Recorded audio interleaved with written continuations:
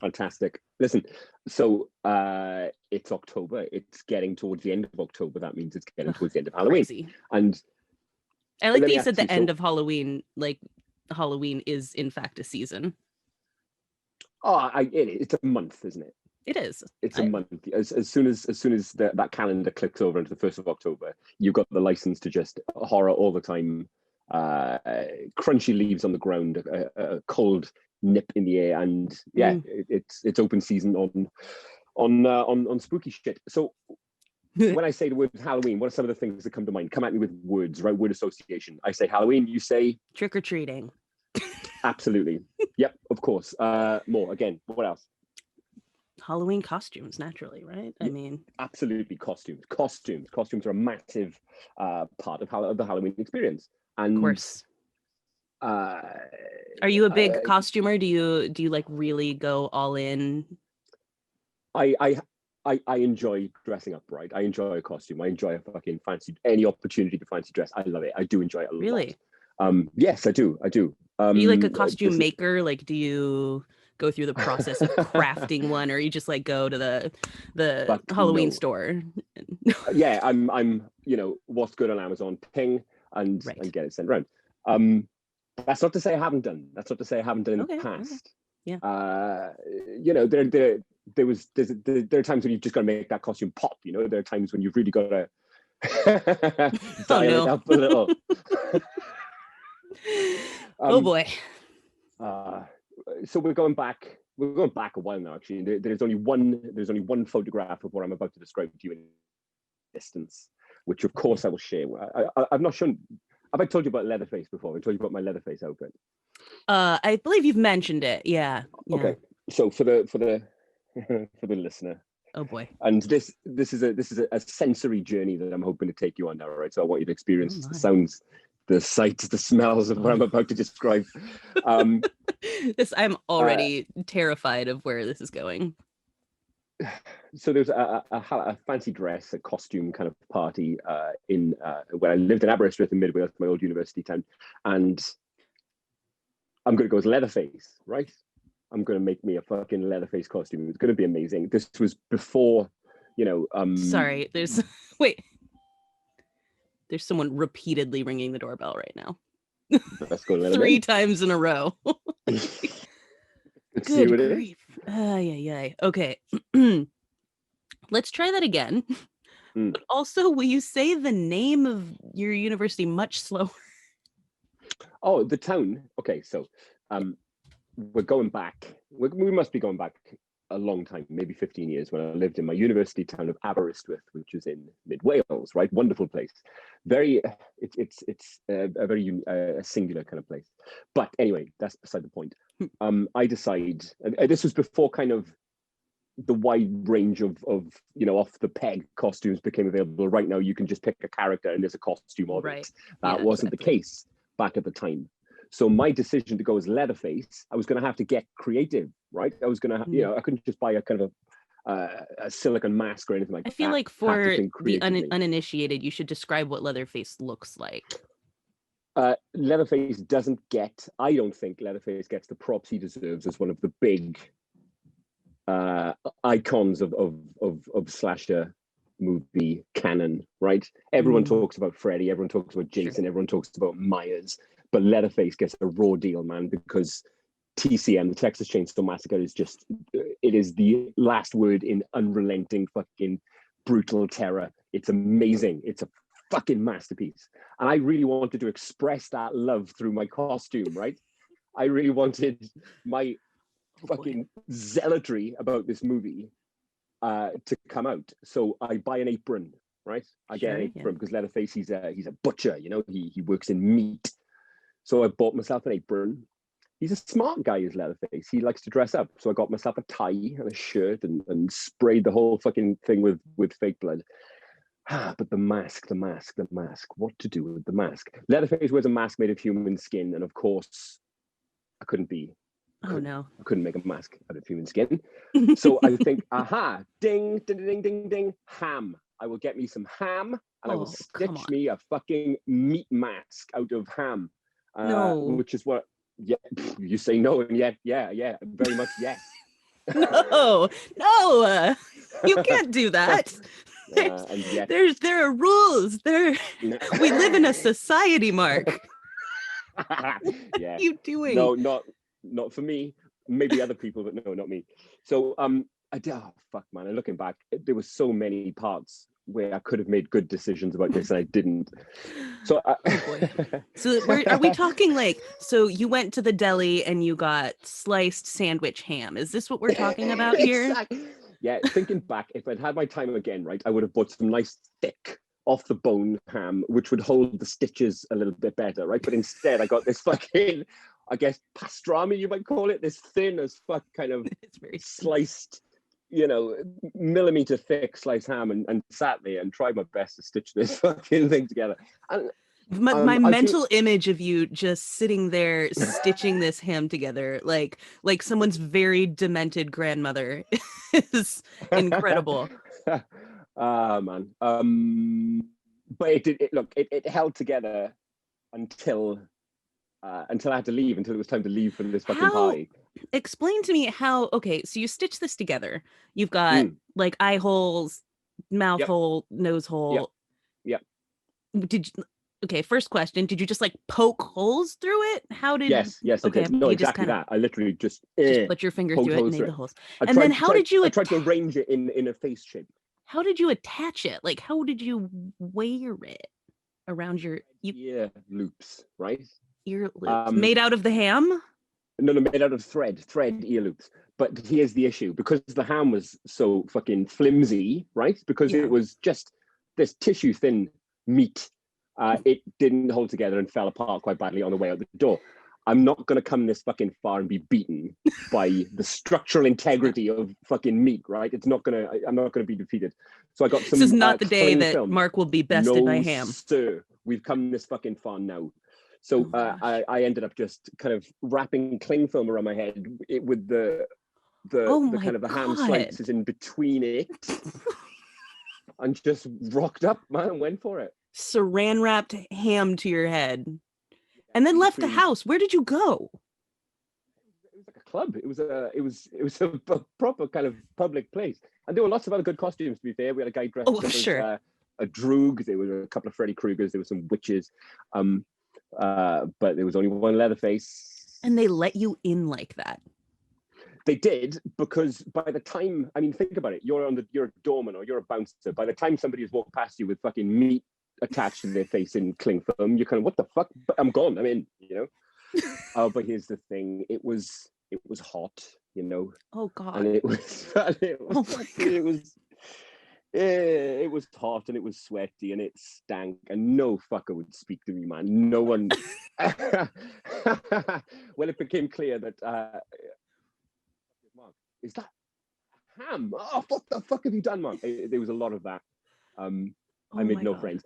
I didn't keep it on for long. I mean, it lasted about 20 minutes before I distinctly remember just pulling it off her face and just chucking the fucker into the corner of the room and then carrying on. How long did it take to get ham smell out of your skin?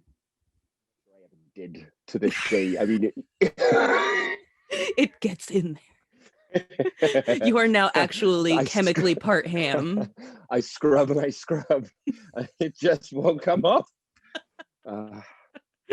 Sometimes when the moon hits just right, you can feel it coming back. Yes. That is horrifying. But if you can conjure that mental image of a just a badly drunk meat wrapped atrocity, frankly, just a walking fucking mockery. You'll get a pretty good picture of me. I honestly can't even imagine. Like, I think the smell just throughout the evening would drive me absolutely insane. It was horrific. It was horrific. But the commitment, though, I have to admire the commitment. I don't know. Maybe I don't need to admire the commitment. Maybe you're just gross. Nah. I don't know. It's a fine line. It is a fine line. And look, I'll draw a line under this by saying that sometimes you don't. Hindsight is a wonderful thing, right? And I don't know. I'll just leave it at that. Hindsight is a wonderful thing. It's wonderful. He could not have possibly foreseen that this would go terribly. Who knew? So what is this? Week 8? Week 8 of Joag. This is week 8. I feel like we should contextualize for people. Every week we're so surprised. Like, I can't believe it's this episode. Friends, we had never spoken to each other before 8 weeks ago. Not even once. So this was a giant risk, like a big experiment in podcasting, where I just sort of messaged Mark out of the blue and was like, hey, do you want to start a podcast? And he was like, yeah, no, I totally do. So I think in our description, if you look on, Apple Podcasts or whatever, it says something like two friends from different countries bonding over, horror things, dark things. And that's exactly what it has been, hasn't it, Mark? Yeah, it has. I mean, it's the first time that we spoke, yes, but not the first time that we communicated. I mean, we've known each other on the socials for many years. We don't quite know when we first contacted one another, or indeed why, how this occurred. So we kind of knew that it wasn't a complete shot in the dark. But truth of the matter is, this is episode 8, and literally 8 weeks ago was the first time that we exchanged words, which I think is terrific. Yeah, I think that's very fun. So you've all been along on the journey. You have heard like 70% of our conversations total that we've ever had with each other. So we are becoming friends in real life before your ears. So that's why every single week we are like, wow, this many weeks we've been talking to each other for this long. So thanks for being on the Joag journey with us, because it is also our friendship, our origin story. It is, yes. Which is the hero and which is the villain, though? I don't know. TBD. Also, this week, this very day, October the 18th, I forgot what year it was. Because we've been in this year for 37 years. October the 18th, 2020 is the 35th anniversary of Re-Animator. Fantastic. Which you happened to be watching yesterday. Well, I was watching Bride. I watched Bride. Oh, you were watching Bride. Is that out of nowhere? Oh, okay, gotcha. Yes. With no idea of the significance of the date. Absolutely no clue what the significance of the date. 35 fucking years. So, I mean, by this point, is everything that can be said about Re-Animator has been said about Re-Animator. It is a much like my feelings about Leatherface. I think it doesn't get spoken about enough. I mean, amongst your Elm Streets and your Hellraisers and whatnot, Re-Animator is nestled in there as this little fucking curiosity. Yes, I mean, everyone's seen it, everyone's got their eyes on it, but there's just so much to fucking love. Yeah, there's so much to love about that film. It is absolutely batshit. Even if you just take the Lovecraft bit to one side, because it works perfectly well without the Lovecraft threads running through it. The performances are from a different fucking planet. Jeffrey Combs, your birthday chum. My birthday chum. It makes me your so birthday happy. chum. Yeah, I'm by the way, jealous. I saw him at a Star Trek convention. And he did a couple different panels and whatnot, and is like just an absolute treasure. But the weird thing about going to like one of these Star Trek conventions that I didn't realize is that like we all stay in the same hotel. So you're just like walking around, and like I got up and I was like, oh, Nana Visitor and I are like working out next to each other in the gym at 6 o'clock in the morning and things like that. And so like I remember just like sitting down at a table, and he was at the table next to me, and I was just like constantly like side-eyeing, just like, oh my god, it's like he's real sitting right next to me. So like just like tingly with excitement about it. But anyway, now I know he's also my birthday buddy. What is it about the tone of that film that's so right? Because I see it described as campy, but I don't get that at all. I was thinking about that earlier. Really seriously. Exactly. Like it's campy, maybe it aligns with camp, I suppose, and things that are more intentionally campy, but it absolutely doesn't read as that's how it was made. Like it feels very much like it takes itself seriously. I mean, the gore in it, the acting in it, all these people are 100% in, like we were talking about, I think last week, Yep, right? When you're like, absolutely. everyone is invested in this fully. And I feel like that's part of what works so much about it, is that it doesn't feel like anyone is making a mockery of this, as batshit as the whole story is. I'm somebody who's very fascinated with the various different cuts of movies that exist throughout different kind of territories, and the version of Re-Animator that I grew up watching, it was a couple of minutes shorter than the version of Re-Animator, which is, you know, widely considered to be the full version of the movie. Now, the version that, I mean, you can't cut Re-Animator into anything respectable. It's insane. Yeah. But the more kind of necrophiliac-y kind of sexy times bits were taken out with the fucking evil doctor, with which is honestly I could do without. I'm not gonna lie. That's the only part of the movie that I literally am like, I cringe into myself, and I'm like, I literally can't watch this, just eyes closed. But I can see taking out the weird necrophilic rape that's happening in that movie. But it doesn't. It's amidst a lot of very, I don't know. It goes there. It doesn't fuck around. It's not afraid to fucking go all in. You know what I mean? Yeah. If you're gonna do it, it fits. It's just, I think it's very. I mean, that doctor is like very terrifying, and the like army of undead or whatever that he sort of raises. I mean, that's such like that turn that it takes once that doctor kind of gains control of everything is just wild. Like as I'm talking, right? I mean, it does have a sense of humor. It has a huge sense of humor. I'm thinking in particular, there's a lot of visual comedy, there's a lot of physical comedy. West sticking the doctor's fucking head on the memo kind of pin. Fantastic, lovely, just a little visual gag. Well, I think that his character is very sort of darkly funny in that he takes himself very seriously and does absurd things, or even like, you know, there's the when he has the cat in the fridge and he's trying to explain himself, and he's line, man. like, it's like cat dead. What is he? What would a note say? What would a note say, Dan? Yeah, cat dead. Details later. Yeah, cat dead. Details later. Like that kills me, right? And it's delivered very seriously, like, yeah, obviously. But yes, he's got this pomposity to him, you know what I mean? He's got this kind of unshakable belief in his own kind of genius and his own the moral kind of imperative to do what he's doing. It's a stunning film. And if you're one of the people who haven't seen it, then please do that before you talk to me ever again.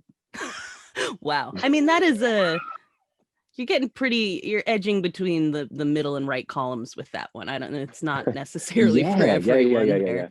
I don't know exactly where it falls on there, but you know. Middle, I think. Yeah. Maybe. I've adopted that terminology, by the way, now to describe movies. It's either left, middle, or right-hand columns.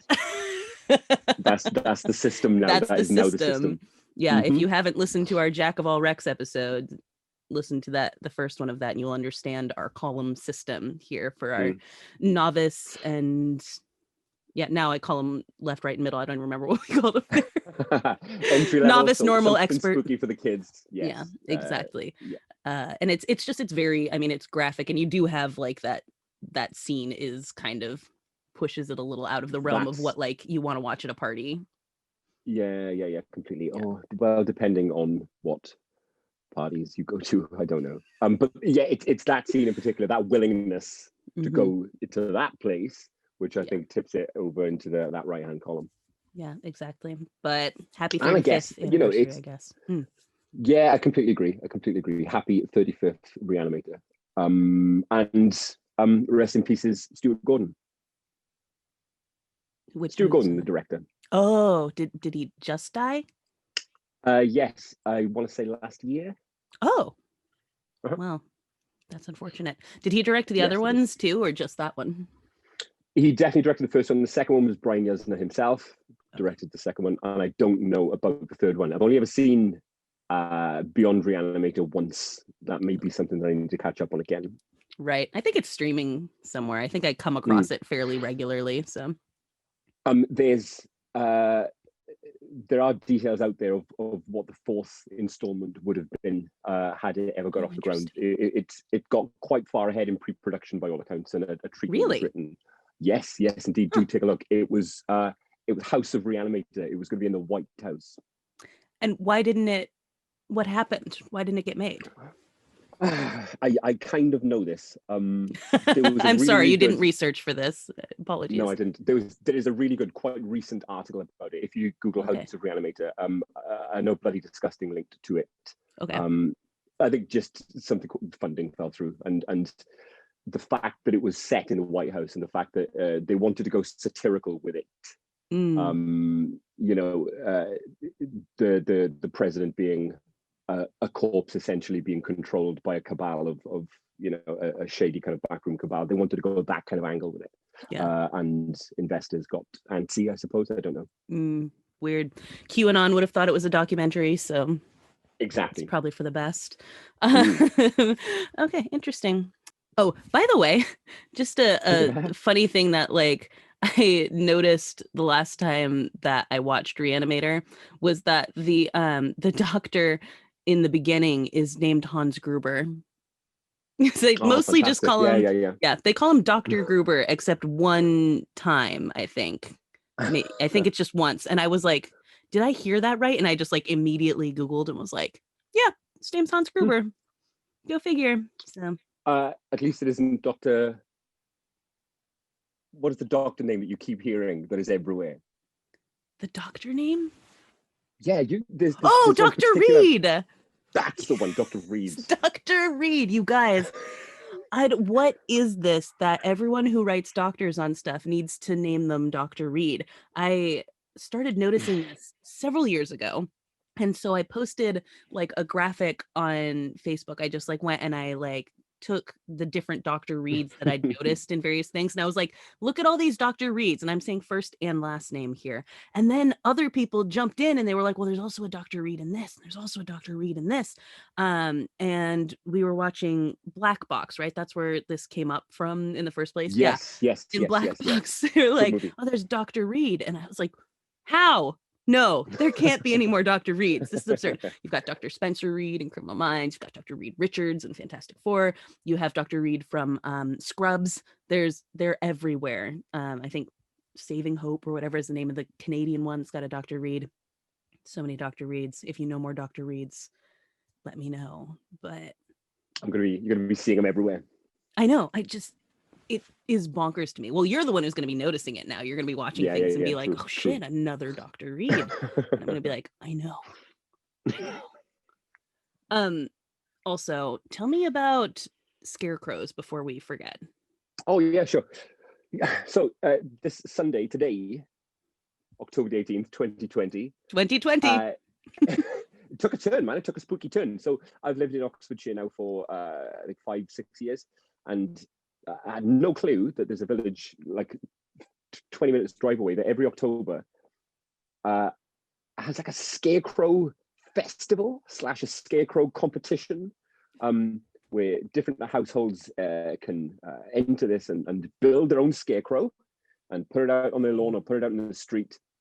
And it's creepy as shit, right? So it's if I'm you not even kidding you. Did you stumble upon this? Did you just drive by and you were like, what the fuck? No. My wife knew about this, so she was like, "Come on, we're going to see the scarecrows today." I was like, "All right." We're going to do what now? But the crunchy brown leaves on the floor everywhere, and it's autumnal as fuck, and there's this really Haddonfield kind of vibe about the place. And you walk around, and everywhere there are these kind of straw stuffed fucking homunculi kind of on every fucking street corner. And it is creepy as shit. And some of them were genuinely horrid. I mean, I don't know if they're intended to be creepy. It's just a scarecrow contest. But me being me, this is fucking horrible. At one point, I think I said to the kids, let's wrap this up before dusk, please. Because, Can you imagine being caught out there? There's a 0% chance those don't come to life after the sun goes down. Listen, every time a child goes missing in Oxfordshire, a new scarecrow appears in Launton Village, But no, without a doubt. Oh, yeah, I'll check 'em out. we'll have to post some of those because I don't know if I really want to see this or not. Scarecrows are terrifying. They are. And I believe we did establish that you have a friend who talked to us on the Jack of All Graves Twitter about his child who actually really likes scarecrows. Oh yes, that would be Leroy. That would be my buddy Lee, and his boy Alex, who is a big fan of the scarecrow, I believe. So Alex will get a kick out of these pictures, hopefully. It's a type of kid I didn't know existed, and I'm not sure I'm glad I do, but no, I think that's actually very charming. Like the idea of kids who find things that adults find horrifying, like fun, is hilarious to me. Like I just love a kid who's just like absolutely unbothered by something that the rest of us are like, that's scary. Yeah. Why don't you think that's scary? I think that's such a healthy relationship with horror. That's such a healthy relationship with, after all, fiction, with cool effects and funny performances and people screaming and arms flying everywhere. To me, how on earth else can you interact with a genre that awesome than just taking it for the fun it is? Yeah, I mean, aside from the fact that you might be letting down some built-in barriers to things that you're supposed to be afraid of in real life, but yeah, maybe. Other than that's another cast. I think desensitization is definitely another episode. Yeah, absolutely. I'm just saying maybe there's some things we should be afraid of. Maybe think on. Yep. Today, now to get down to business. Yeah, we're gonna talk a bit about mediums and spiritualism. And I think for both of us, mediums are like an oddly sore subject, and like I just really hate mediums. And I'm sorry if anyone listening is a medium. I have very strong feelings. Large or small. Large or small. Such a dad joke. I tried not to say it. I tried not to say it. It's out of the way. It's out of the way. It's out of the way. Oh boy, is it? It's not going to come back around.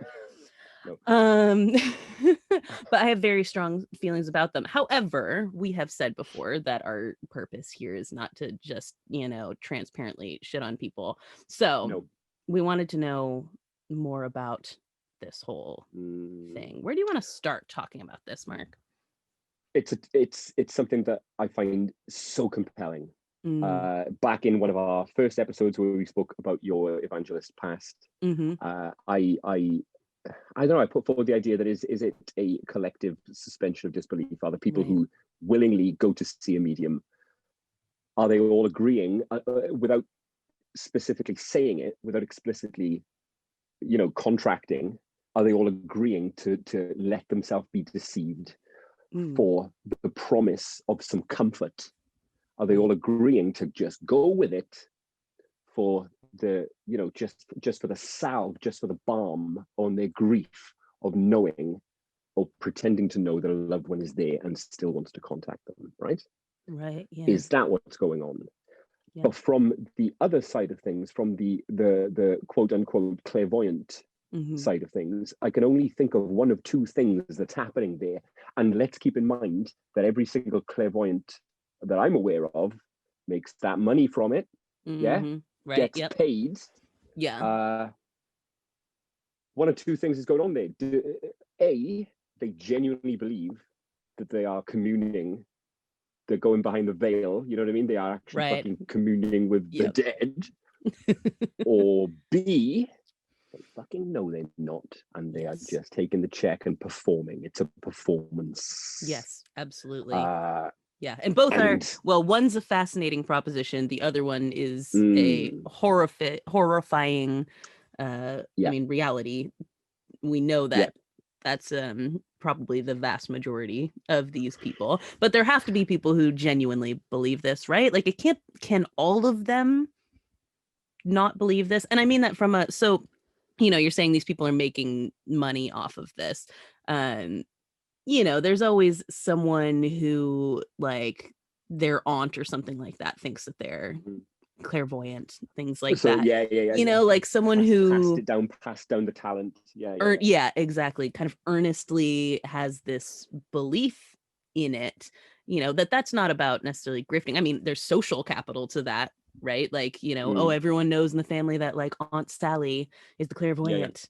Something like that. There's certainly a social capital to be gained from having the gift, but it's not necessarily the same thing as these sort of large scale grifters who are making tons and tons of money. They're making their living off of this. So this isn't a new fascination for me, and it is a fascination. It's something that I've been deeply curious about for a lot of years. And what I did in the kind of the run up to this week's cast is I reached out to a very good friend of mine from South Wales, where I'm from, who is while very kind of level-headed and rational, she is also, she's all down with the fucking crystals and earth energy, man, right? And would describe herself and did describe herself, in fact, as being a spiritualist agnostic. Okay. Yeah, I get that, absolutely. So I spoke to her and asked her to kind of relay one of her experiences in attending one of these fucking events, right? Yeah. Oh man, and it's so interesting. It's so interesting. Oh, man. Okay, I'm ready. I'm settled in. So okay, background. My friend helps organize this event. Okay, so she works in the setting was a pub, right? Just a traditional in just a Valley's pub, which sits about 60 people. Okay. And the first thing that it was full of paying customers, 60 people. And by all accounts, this medium is quite well known and does one of these like most nights of the week, right? She did mention also this medium makes a point of telling people that she does give to charity quite a lot. So it isn't all, there's something, I don't know if there's something to that. Sure. So I asked about what the kind of the physical setup of the room was. Now, the medium specifically asks that she needs to be able to see everyone in the room. Okay. Right. So nobody behind pillars, nobody tucked away in the corner, needs to be able to see the whole room. That was a specific request from to use the term medium is almost like me buying into it. I don't know, the performer. I don't know. I can see that you're like almost I'm struggling with to it, yeah. even use it because it's acquiescing to their terms, but a direct quote. I mean, what she said was when she wants to see everyone because when someone does come through, it makes it easier to be able to see everyone, so that when there's a hit, I guess, when there's some recognition. So what my friend talked about in detail was taking her dad along with her, right? Her dad who is a skeptic, her dad who has no predisposition to turn up believing in a state of kind of being receptive to what's going on, which I'm sure I'm right in saying that everybody else there would be. You don't pay your money and turn up to a night of clairvoyance unless you're kind of expecting to, or if there's someone like you, right, who's like, I want to, see how this works, and maybe this ounce of like, I want to debunk this or something like that. I mean, because that's how a lot of people are exposed, right? Is people going to these events and then figuring out how to point out that they are grifting. But here's the thing, right? My friend's father, if what she described to me went down exactly the way she described to me, then I'm stumped. Okay. I'm stumped. Okay. All right. So we're talking about someone going in here who supposedly has no sensitivity towards this and does not believe. Yep. Okay. Yep. So what happens? So the sequence of events as described was that this performer went straight to this guy immediately, like first. Mentioned that they were getting communicated by a guy that she was having issues understanding. Language barrier, right? And this guy's Polish. Okay. So that immediately, that's a hit, I'm told that the medium was able to discern that this person that she was communicating with had issues with one of his hands, and it turns out that this guy's dad lost some fingers in a mining accident. Your face right now, like you your skepticism, you can't mask it.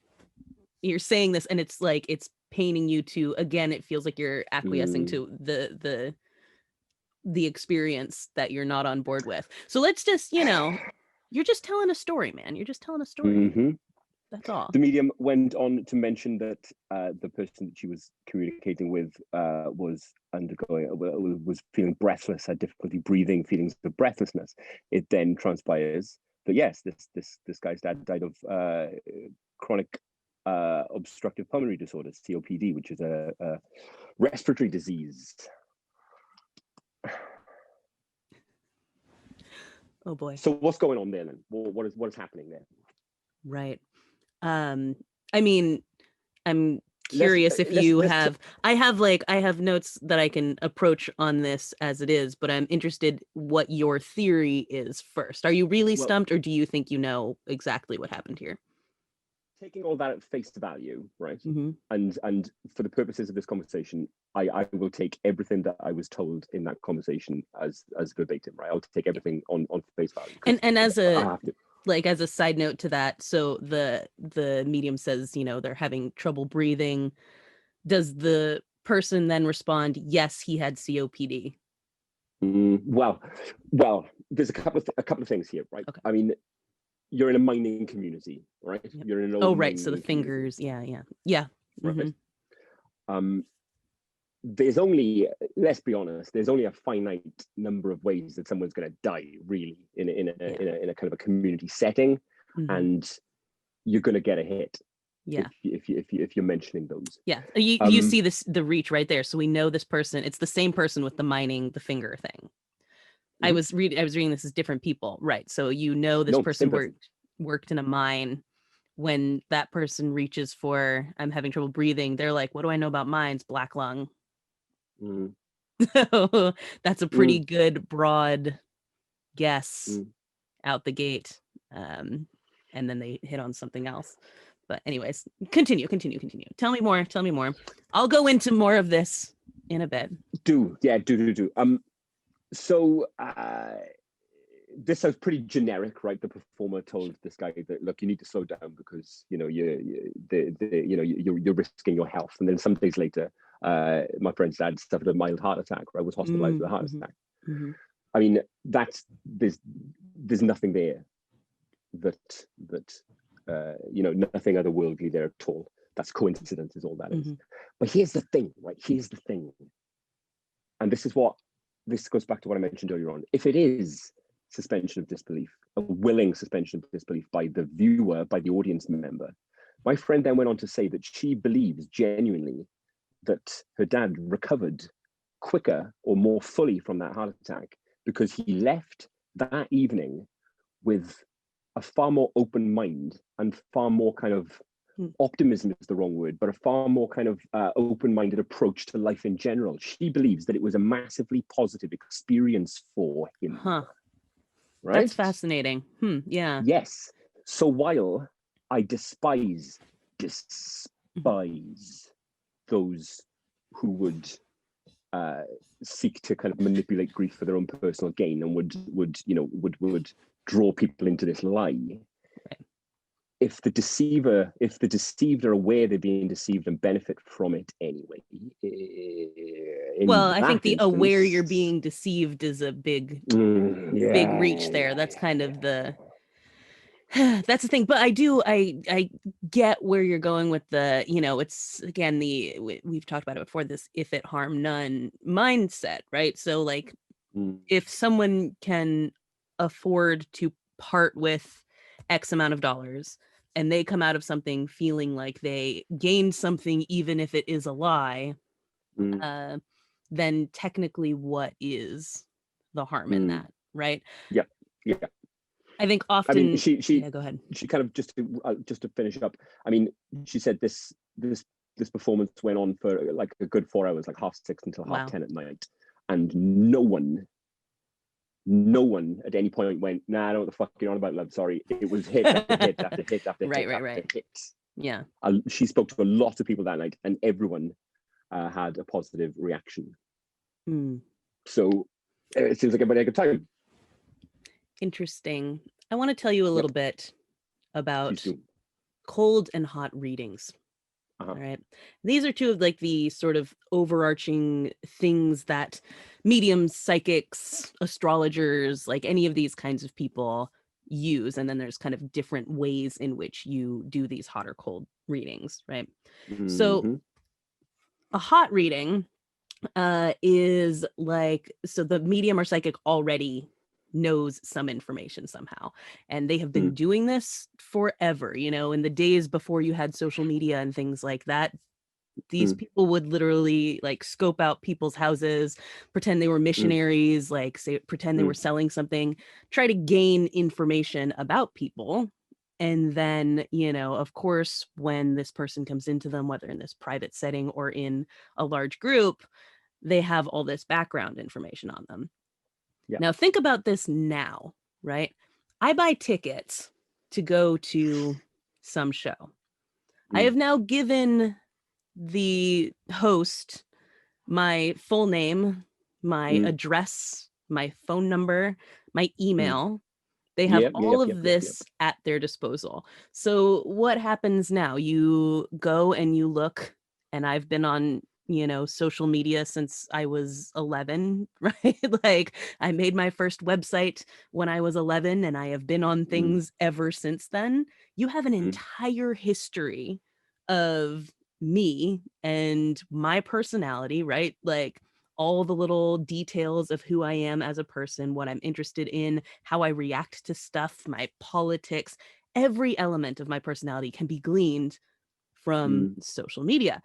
We're a great example of this, right? We had never talked, and yet you know a ton about me, right? You've known tons about me because we've been, you know, interacting on social media for a decade. Right. I have posted every time someone close to me has died.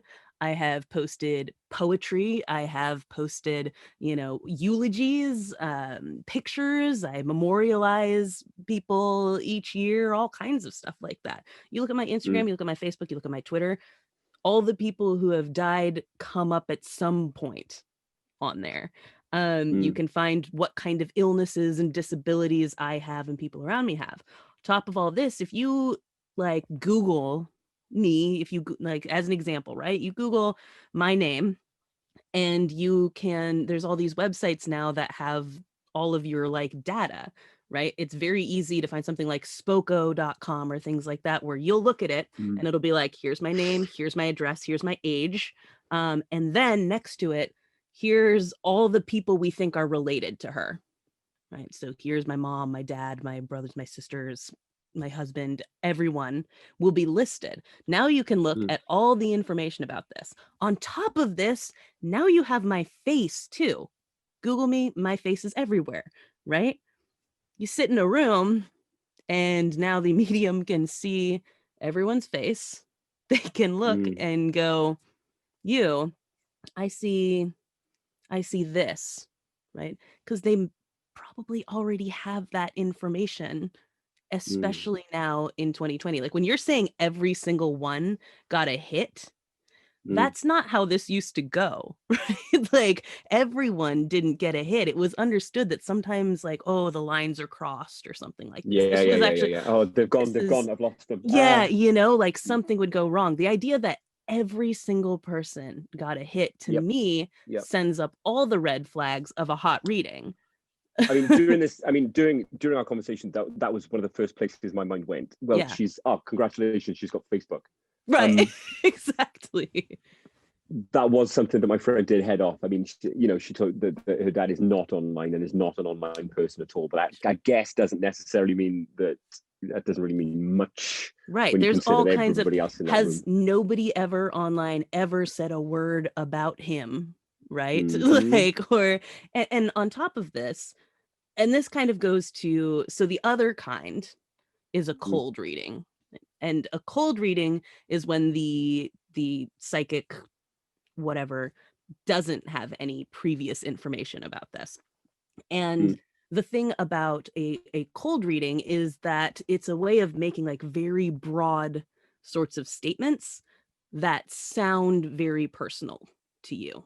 Horoscope kind of Horoscopes, thing. exactly. So there's this this concept that is, let me see if I can find what it's called real quick because I don't want to mess it up. People call it either the Barnum effect or the Forer effect, named either for P.T. Barnum or for this fella named Bertram Forer. And the idea behind this effect is that people are given very broad and general description of like their characteristics or something like that. And then they gauge them because they're sort of susceptible to this idea already, which, like you said, when you put people in a room like that, they kind of are, even if they say they aren't, right? Like how I don't actually believe in ghosts, but if you put me in a house and tell me it's haunted, my brain will totally let me believe that I'm experiencing things, right? Like I will suspend my disbelief long enough, even if I think I'm not, right? I'm like, I'm a skeptic. I don't believe this. If you put me in the right situation, I totally will fall for it, right? In that moment. And then I'll go home and I'll be like, what's wrong with you, Corrigan? But I'll fall for it. And so this idea is exactly like, it's like what astrology is and things like that. And this, the name for it came from this Bertram Forum guy who did an experiment in 1948. And this is just sort of the Wikipedia description of it here. He said he gave a psychology test, his so-called diagnostic interest blank, to 39 of his psychology students who were told that they would each receive a brief personality vignette or... Sorry. Sorry, it's too kind. Anyways, they were told they would each receive a brief personality vignette or sketch based on their test results. And 1 week later, Ford gave each student a purportedly individualized sketch and asked each of them to rate it on how well it applied. So he made each of them like this profile, right, of the type of person or characteristics that they have based on their answers to these questions. And then he had them rate on a scale of 1 to 5 how accurate was this assessment of you, right? Okay. So I'm gonna read you some of these. You tell me, awesome, about what you think of how you would answer these, and we won't like do like a rating scale. Just say yes or no. This applies to me. Okay. Yeah. Bring it on. You have a great need for other people to like and admire you. Yes, I do. You have a tendency to be critical of yourself. Yes, I do. You have a great deal of unused capacity, which you have not turned to your advantage. Yes, I do. While you have some personality weaknesses, you are generally able to compensate for them. Yeah. It's certainly the first part, maybe not so much the second, but yes, in general, yes, I agree with that. Right. At times, you have serious doubts as to whether you have made the right decision or done the right thing. Yeah, of course. Yeah. You pride yourself as an independent thinker and do not accept other statements without satisfactory proof. Yes, of course. You found it unwise to be too frank in revealing yourself to others. No, I'd say no with that one. All right. At times you are extroverted, affable, sociable, while at other times you are introverted, wary, and reserved. Yep. Some of your aspirations tend to be pretty unrealistic. Yeah, also true. I see exactly where this is going. And I think I would be a medium's fucking ideal rube. Right. So all of these questions basically, or this like profile, he was like, this is an individualized profile for each of you. And they were like, they rated it on average like 4.8. This is accurate to me. It's incredible. Right. And in fact, he gave them all the exact same profile. That's so incredible. It's sufficiently broad, but it feels specialized, doesn't it? Every time you hear those questions, you're like, shit, yeah, that's totally me. That's totally me. And add in some susceptibility, add in some theatricality, because there was lots of this in the conversation that I had with my friend.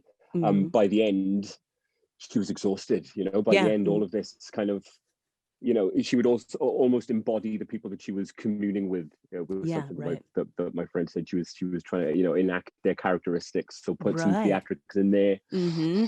And this is so Beautiful. basically, yeah, a cold read is essentially educated guesses, but they're very well sort of trained on reading everything from our body language, what we wear, how we talk, all of that kind of stuff, to asking these sufficiently broad questions. So when you say the thing, this is why when you said the COPD thing, it immediately brought to mind, like I had written down, so like, say I say to you, Mark, I'm sensing like a beating, a heart beating really hard. Like it's, has anyone in your family, um, has anyone in your family had a heart attack? And right. Yes. Right.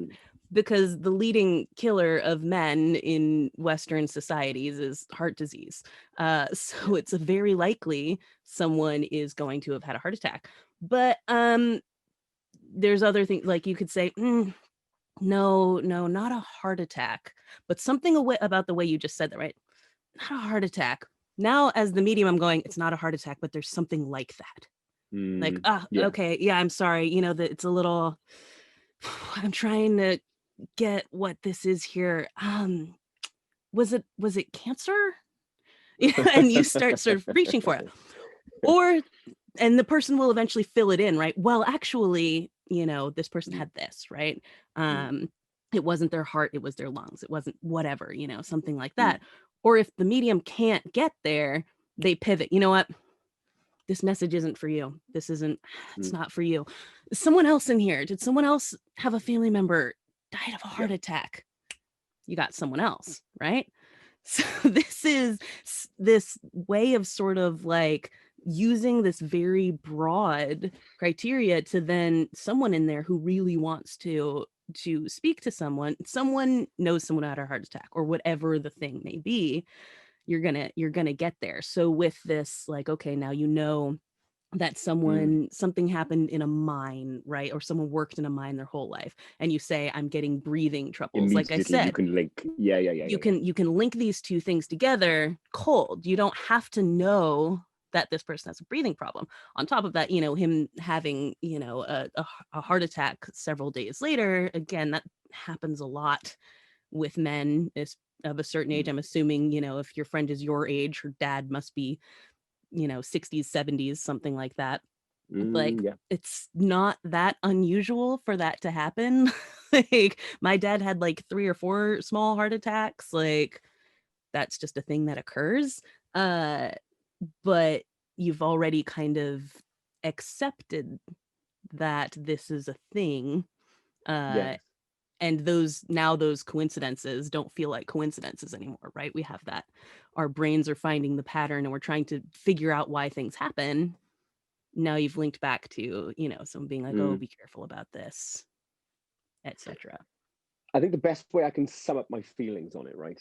Yeah. Is in the same way that I feel about magicians, right? I fucking hate magicians. I absolutely hate illusionists and fucking... I love them. I can't help it.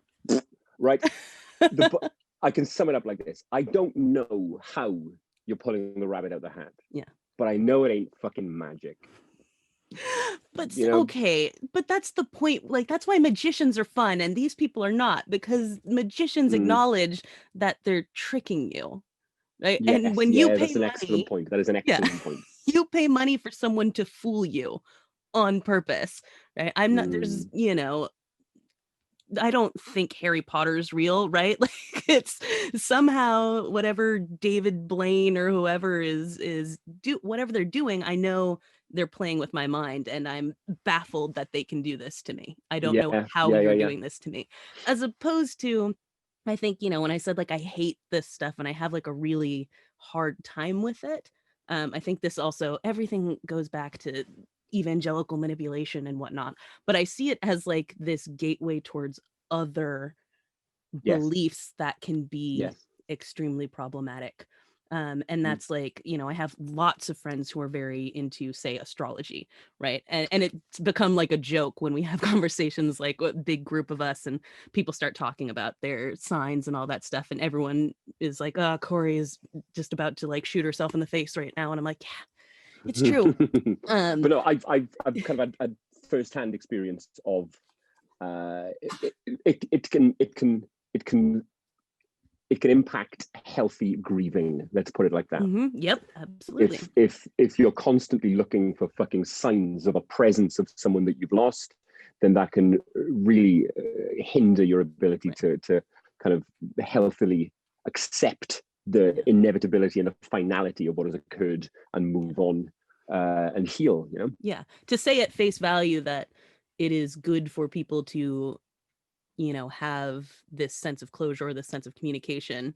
I mean, I don't think that's true. And you see people, I mean, look at like Mary Todd Lincoln. Well, I don't know if you know anything about Mary Todd Lincoln, but Abraham Lincoln's wife, who, you know, after losing her husband and son, mostly after her son, but basically went crazy. And all she was doing was trying to like contact their spirits. And, you know, that was what her life was this constant pursuit of trying to find these, you know, practitioners of the occult that could help her interact with them, and she could not let go of them. And I think there's a lot of people who it's like that. Like, people don't just go once a lot of times. Like, this becomes a central thing that they do as part of their, you know, grieving process. But how is it, you're not really able to move past this. You're just constantly trying to relive this feeling of them being there.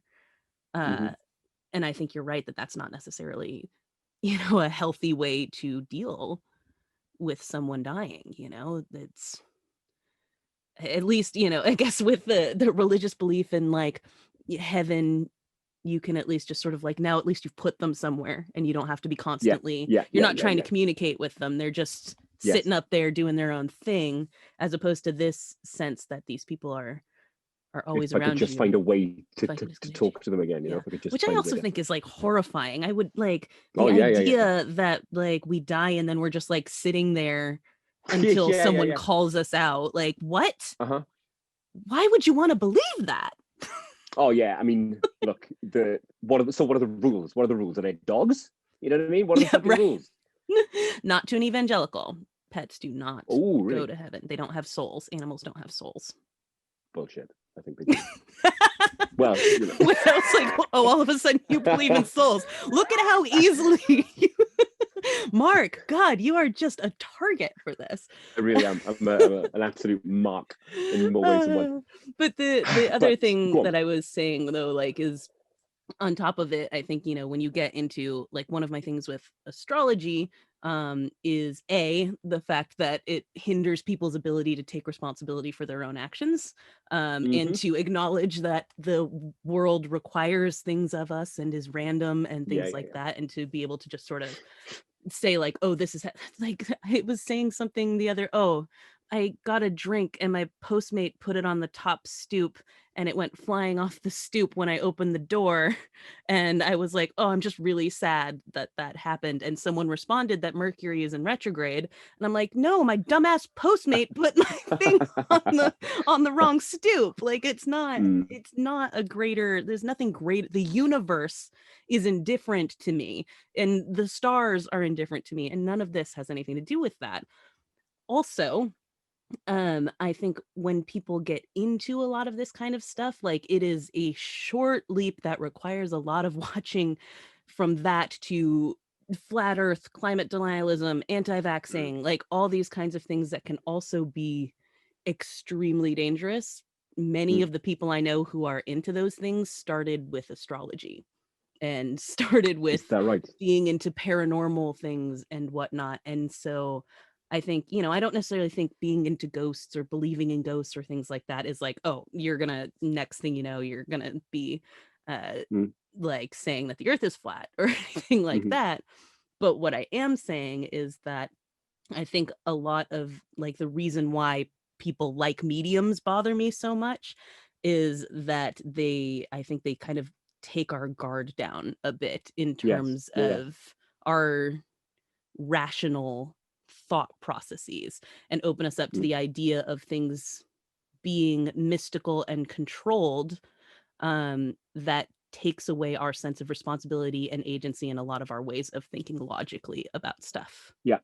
I have a relative, not on on my side, on my wife's side, who's fond of, well, if it's meant to be, it'll be. And well, I guess it's fate. No. I mean, I brought that up in the Rapture episode as well. Everything happens for a reason. Right. No, it doesn't. Yes, yeah. Oh, so I could just straight up punch you in the face, could I? And that would be cool because hey, it's good. What happens, right? It's an abdication of our responsibility for things, which especially now, it feels like we really need to be paying attention to how our own actions affect everything. Yeah, on a global scale, on a global scale, globally. Yeah, it's not the time to be pushing off that kind of thing on the spirits. Well, I guess it was always going to happen. No, certainly not. Yeah. But like I said earlier, though, right? Mm-hmm. This isn't a new fascination for me, and there's so much about this topic which speaks to a lot of different areas of what I love to watch unfold. The theatricality, the deception, the skilled deception. You don't get good at that overnight. You've got to apply your trade. You've got to learn on the job. You've got to really commit and dedicate yourself to deceiving those who want to be deceived, and the kind of person who would do that, the kind of there's long story short, there's a fucking spiritualist in my town, right? And I'm quite fucking up for going along. Okay. What is it like? So firsthand. Yeah. What do you know anything about like what goes on? Not a thing. Not a thing. Not a thing. But I would love to see the mechanics. I'd love to see the mechanics of the performance up close. I'd love to kind of just see the fucking whites of their eyes and see what's going on there as they roll out this shtick, Right. Yeah.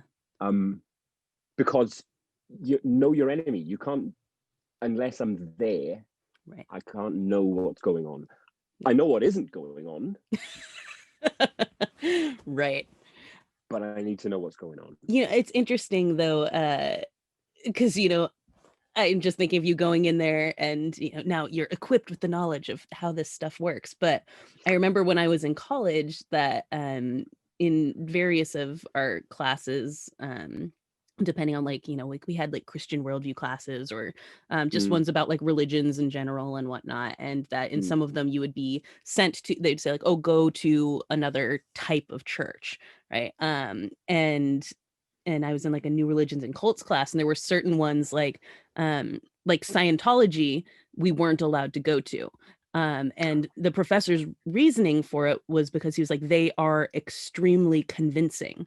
He's like, you go into these other ones and you kind of, you're like, okay, they have a different belief system, whatever, and I can critically analyze it. But he was like, I don't want you to go into Scientology where they have the techniques they use are so persuasive that you come out of there and end up getting stuck. Right? He's like, I like to think I prepared you, but it's dangerous in that might sense. Take a little field trip this week. Yeah, I think you should, but just don't become a Scientologist. I mean, a spiritualist. No, I mean, nah. No, I know that's not going to happen. But like I've said, the only way to really see what's going on. I mean, the conversation that I had with my friend this week, was hugely enlightening, right? Yeah. In that.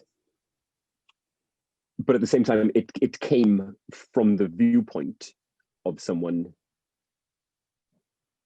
predisposed to know what to feel that there's something other than what was going on in that room, right? Yeah. Did you ever find yourself being like, whoa, I kind of believe that when she was saying it? Like, did you get sucked into it, or was you're just critical? Oh fuck, no. No, never even like that's kind of weird. Not for a second. Not for a second. And it's an immutable kind of, that is what is. You know me well enough by now to know that there is nothing beyond what I can see and touch, and you're here for a short time. So don't fucking waste any of it believing in, tricks. Yeah. So I think I might go and see some tricks this week. I might take a little field trip and write a field report. I like that. But with respect, of course, always with respect and with right. Because again, and it needs pointing out. Believe what the fuck you want, mate. I don't give a rat's, frankly. You can believe what you like. It's that's one of the great things about the world that we live in. You are free to believe whatever the shit you want, and if it brings you some comfort, and if it insulates you from the realities of what life is, then go to it, mate. Spend your money how you will.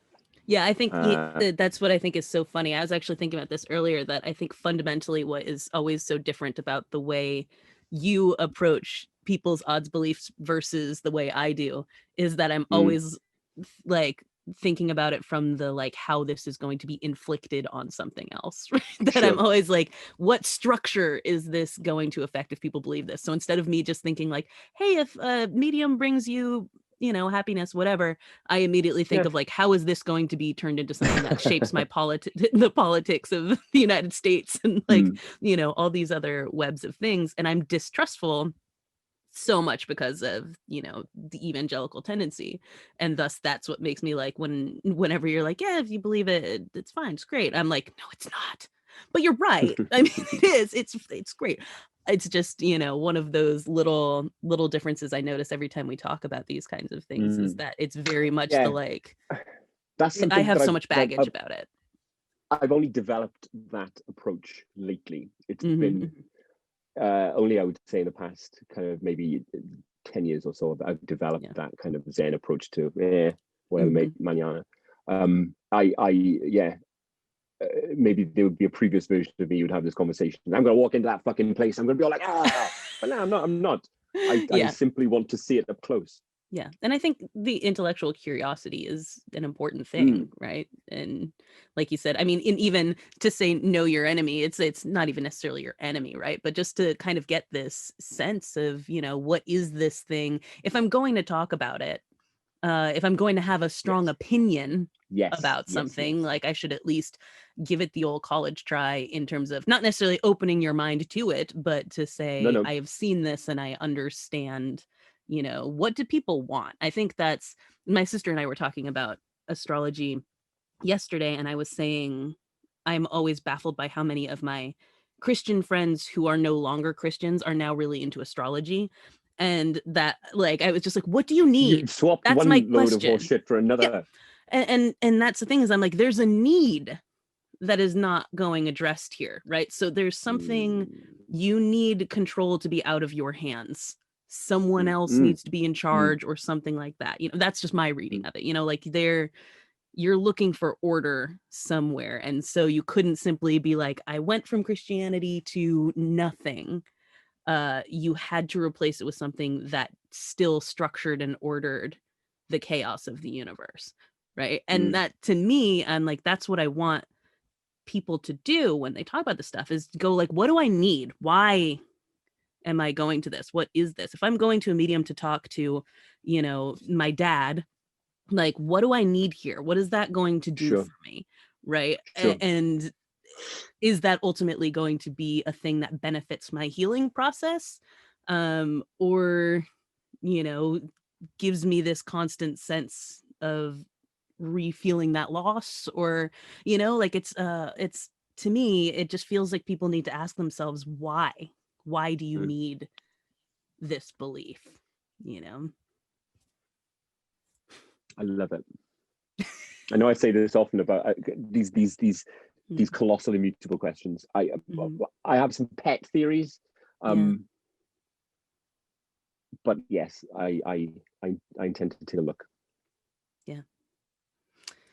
My pet theory is a lot of people just can't handle the immutable fact that life is short and cruel. That's what I think is underneath it all. People want just a little fucking hint of something, but yeah, I think you're right. Suck it up. Wow. That's the moral of the story is suck it up, Buttercup. Suck it up. Suck it up. But if you disagree with us, we are fully into listening to why, or if you have reason, like if you believe this stuff and you want to explain why, what is your rationale for that, and it has nothing to do with the order of the universe or something, or you don't think it does, then, you know, feel free to push back on that. I'm all about hearing it. As we know, I come from a place of belief, and, you know, there are parts of me that get it, and other parts that are just sort of very hostile to it, in ways that I think, you know, those are wounds. I'll eventually heal from being so hostile about all of this. But for now, I'm a little salty. Part of me hopes you don't ever heal from the hostility. I enjoy. You enjoy salty, Corri. I do. So salty.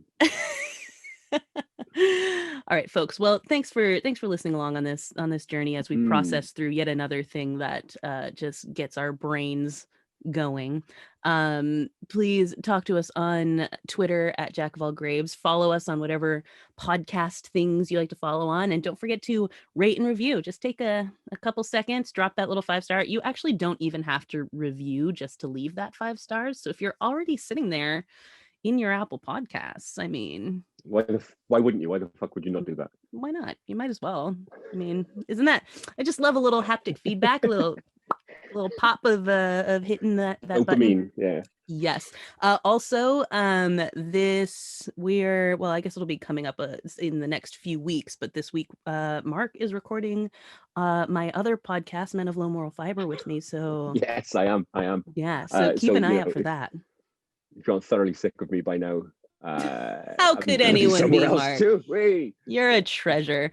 So we'll keep you posted on when that goes live. But if you like to talk about video games, and specifically spooky video games for the Halloween season, that's coming out as well. Anything else we need to leave our folks with?